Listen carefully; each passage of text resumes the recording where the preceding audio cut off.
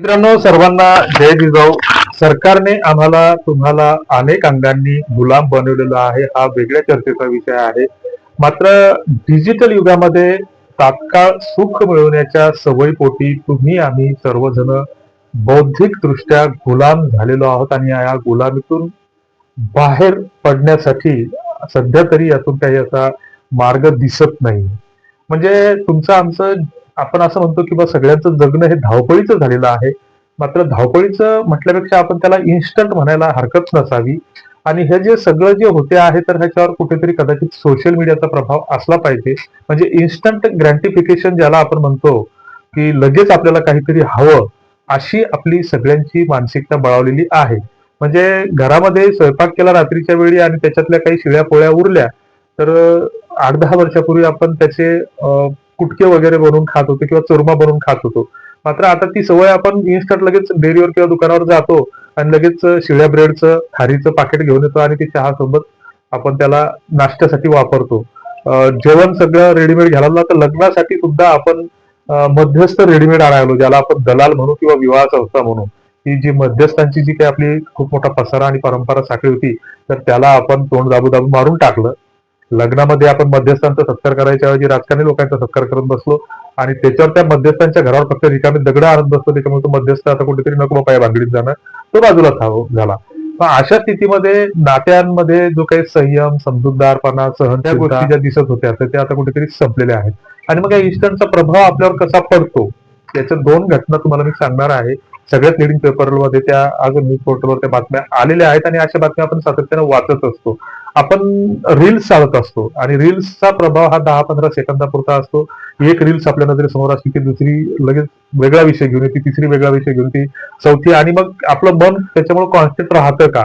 आणि मग त्याचा कुठेतरी प्रतिकूल परिणाम हार्मोन्सवर होतो, असं काही वैद्यकीय किंवा मानसिक विश्लेषकांचं म्हणणं आहे. ते खरं खोटं ते नंतर तपासाचा वेगळा भाग आहे, तो वेगळ्या चर्चेचा भाग आहे. मात्र या रील्सचा आपल्या खरोखरच एक प्रतिकूल परिणाम तुमच्या आमच्यावर होताना दिसून येतो आहे. लहान मुलं फोनची एवढी ऍडिक्ट झालेली आहेत की जेवताना सुद्धा त्यांना डोळ्यासमोर मोबाईल पाहिजे आणि मग ती मुलं एवढी चिडचिड करतात की कधी कधी मोबाईल फेकून देतात. आता युपी मधून जी काही घटना एक समोर आलेली आहे तर ती अशी आहे की एक चांगलं बऱ्यापैकी मध्यमवर्गीय कुटुंब, खातं पितं टुमदार, आणि त्या कुटुंबामध्ये लग्न ठरलं. लग्न ठरल्याच्या नंतर मुलगा मुलगी दोघे चांगले शिक्षित. मग साहजिकच वेगवेगळ्या नियोजनाच्या हिशोबाने संवाद वाढला.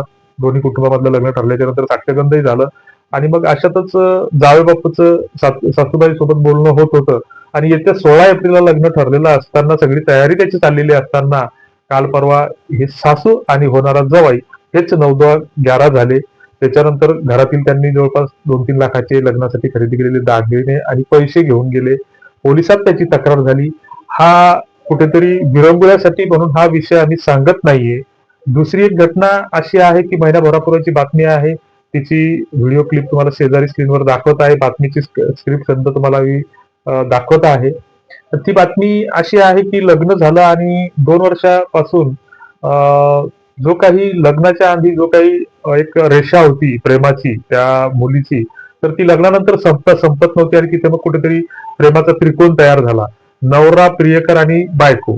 अशातच तो नवरा कंटाळला. मग अनुचित प्रकार समाजामध्ये घडत आहेत. मग त्यानं पुढाकार घेतला की बाबा ही बायको त्या प्रियकराला सोडून राहत नाही. मग त्यानं रस्त्यावर गावकऱ्यांच्या उपस्थितीत तिचं लग्न स्वतःच लावून दिलं.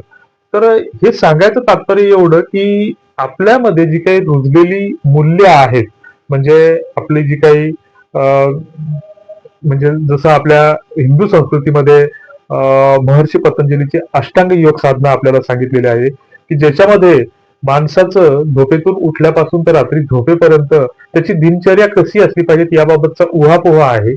आणि मग त्याच्यामध्ये यम, नियम, आहार, विहार, ध्यान, धारणा, समाधी वगैरे या अवस्था सांगितलेल्या आहेत. तर त्या अध्यात्माच्या अवस्था आहेत. मात्र आपला आहार कसा असला पाहिजे, प्रत्याहार कसा असला पाहिजे, डोळ्यांनी काय बघितलं पाहिजे, डोळ्यांनी काय नाही बघितलं पाहिजे, ह्या गोष्टी त्याच्यावर सांगितलेल्या आहेत. मात्र त्या गोष्टींचा आपण विसर पाडलेला आहे आणि गावोगाव आपण धार्मिक अवडंबर एवढं माजवतो आहोत की आता प्रत्येक गावामध्ये सध्या सप्ते सुरू आहेत. पण मात्र नैतिक मूल्य, धार्मिक मूल्य, सामाजिक मूल्य, कौटुंबिक मूल्य, शैक्षणिक मूल्य, जी काही आमची मूल्य आहेत तर ती मूल्य आपण सर्रासपणे पायदळी तुडवत आहोत. आणि मग हे विवाह बाह्य संबंधाचं जे काही सध्या आता बातम्या येत आहेत, बलात्काराच्या बातम्या येत आहेत, ह्या घटना विस्तार घेतात. मग याच्यापासून सरकार आणि समाज कोणीच बोध घ्यायला तयार नाही. मग एक प्रकारे आपण नुसतेच फक्त म्हणायला संस्कृती रक्षक आणि चामडी बचाव आमच्या तुमच्या संवेदना मोठर झाल्या की काय असं वाटायला लागतं. आणि मग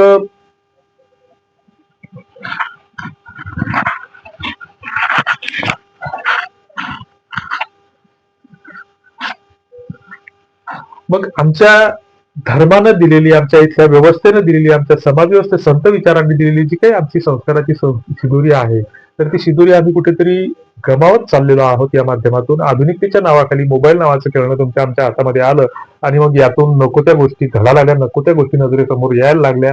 आणि मग याचा जो आम्हाला तथागत गौतम बुद्धांनी अष्टांगिक मार्ग सांगितलेला आहे, सम्यक वाचा सम्यक दृष्टी, त्याच्यामध्ये सुद्धा या अष्टांगिक साधनेसारखीच जीवन कशा पद्धतीने जगलं पाहिजे याबाबतची मूल्य त्याच्यामध्ये सांगितली आहेत. मात्र त्या गोष्टीचा आम्हाला पुरता विसर पडलेला आहे. आणि मग अशा स्थितीमध्ये इथे कुठेतरी तुमच्या आमच्या पिढ्या बर्बाद होत आहेत. लग्नाआधी मुली पळून जात आहेत, साखरपुडा झाल्याच्या नंतर पळून जात आहेत, साक्षगंध झाल्याच्या नंतर लग्न मोडत आहेत, बऱ्याच मुली लग्न झाल्याच्या नंतर दागिन्यासह पळून जात आहेत, लग्न झाल्याच्या नंतर हे प्रेमाचे त्रिकोण कायम राहत आहेत. आणि मग याच्यामुळे अनेकांच्या संसाराची वाट लागत आहे. समाजामध्ये व्यसनाधीनता मोठ्या प्रमाणामध्ये वाढते आहे.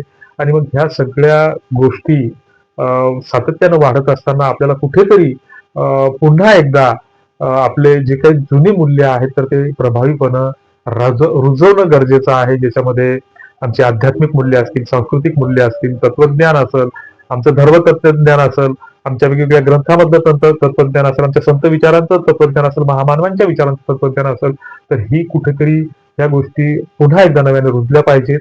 नाही तर आपण जसं जसं समोर जाणार तसा तसा अंधाराशिवाय आम्हाला तुम्हाला याच्यातून काहीच मिळणार नाही. हे एक सत्य आहे. तुम्हाला याबद्दल काय वाटतं ते कॉमेंट बॉक्समध्ये नक्की कळवा. तुमचा धन्यवाद. जय जिल्हा.